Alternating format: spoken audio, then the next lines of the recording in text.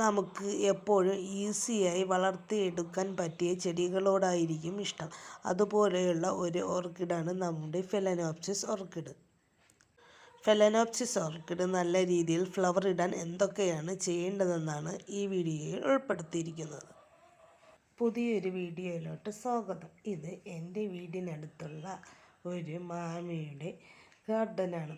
ഇവിടെ ഏറ്റവും കൂടുതൽ നിൽക്കുന്നത് ഫെലനോപ്സിസ് ഓർക്കിഡാണ്. ഡെൻഡ്രോബിയവും ഉണ്ട്. പക്ഷേ മറ്റ് ഓർക്കിഡ് കളക്ഷൻ ഡെൻഡ്രോബിയത്തിനെ അപേക്ഷിച്ച് തീരെ കുറവാണ്. ഇതുപോലെ നന്നായി ഫ്ലവറിട്ട് നിൽക്കാൻ ഏതൊക്കെ വളമാണ് കൊടുക്കുന്നതെന്ന് ചോദിച്ചതിന് ശേഷമാണ് ഞാൻ ഈ വീഡിയോ എടുക്കുന്നത്. ആദ്യമായി രാസവളം ഇടയ്ക്കൊക്കെ ഉപയോഗിക്കുന്നത് ഏതൊക്കെയാണെന്ന് നോക്കാം. മിറാക്കിൾ, 19-19-19 അതുപോലുള്ള വളങ്ങൾ ഇടയ്ക്കൊക്കെ നൽകാറുണ്ട്. രാസവളങ്ങൾ ഇടയ്ക്ക് മാത്രമേ നൽകാറുള്ളൂ. കൂടുതലും ജൈവവളമാണ് ഈ ചെടികൾക്ക് നൽകുന്നത്.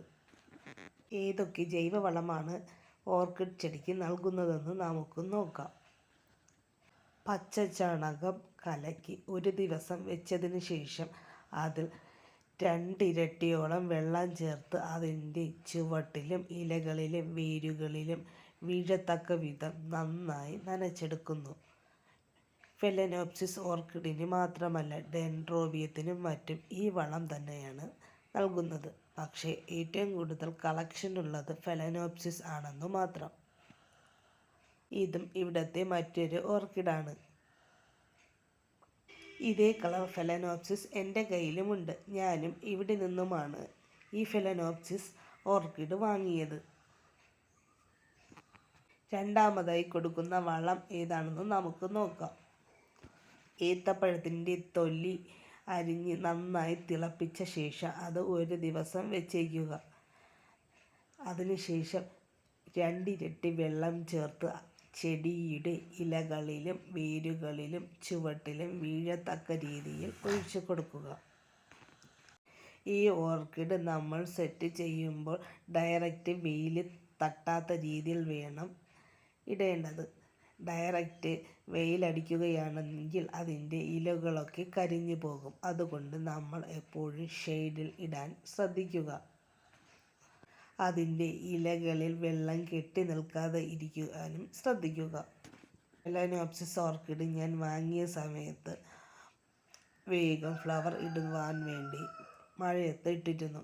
എന്നാൽ മഴയത്ത് കിടന്ന് അത് ചീഞ്ഞു പോയി. അപ്പോഴാണ് എനിക്ക് മനസ്സിലായത് അങ്ങനെ ചെയ്യാൻ പാടില്ല എന്ന്.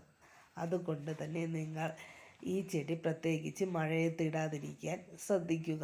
മഴയത്ത് ഇടുകയാണെങ്കിൽ അത് വേഗം ചീഞ്ഞു പോകാൻ കാരണമാകും. ഈ വീഡിയോ കണ്ടുകൊണ്ടിരിക്കുന്നവർ എല്ലാവരും സബ്സ്ക്രൈബ് ചെയ്തിട്ടുണ്ടാവും. ആരെങ്കിലും സബ്സ്ക്രൈബ് ചെയ്യാതെയാണ് കാണുന്നതെങ്കിൽ ഒന്ന് സബ്സ്ക്രൈബ് ചെയ്യുക. നിങ്ങളുടെ അഭിപ്രായം കമൻ്റായി രേഖപ്പെടുത്തുക. അതിനോടൊപ്പം ഒരു ലൈക്കും കൂടി ചെയ്യണേ. ഇവിടെ ഡാൻസിങ് ഗേൾ നന്നായി പൂവിട്ട് നിൽക്കുന്നുണ്ട്. അതും കൂടി ഇതിൽ ഉൾപ്പെടുത്തുകയാണെങ്കിൽ ഈ വീഡിയോയുടെ ലെങ്ത് കൂടിപ്പോകും. അതുകൊണ്ട് മറ്റൊരു വീഡിയോയിൽ ഉൾപ്പെടുത്താം. ഇതിൻ്റെ നെക്സ്റ്റ് ഭാഗം 2 ദിവസത്തിന് ശേഷം ഇടുന്നതാണ് ഈ ചാനലിൽ.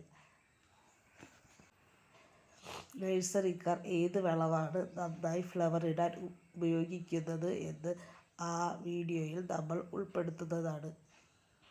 അതുകൊണ്ട് ദയവായി ഇനി വരുന്ന വീഡിയോയും കൂടി നിങ്ങൾ കാണുക. എന്നെ സപ്പോർട്ട് ചെയ്യുക. നിങ്ങളുടെ കയ്യിൽ ഓർക്കിഡ് കളക്ഷൻ ഉണ്ടോ? ഏതൊക്കെ വളമാണ് ചെയ്തു കൊടുക്കുന്നത് എന്നും കൂടി പറയുക.